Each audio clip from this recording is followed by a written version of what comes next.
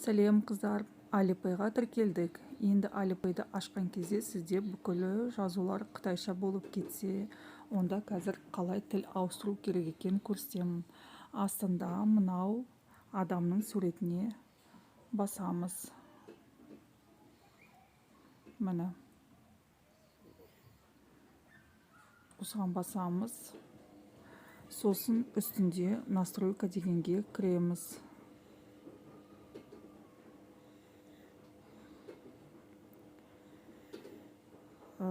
Сосын міне ең астынан санағанды үшіншіге кіреміз.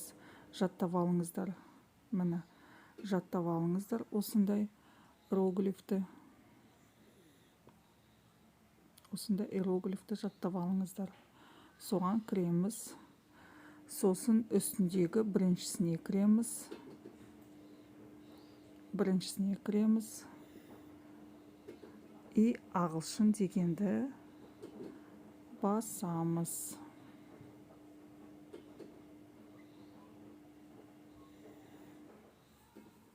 Сохранить. Міне біздің тіліміз енді ағылшын тіліне аударылды.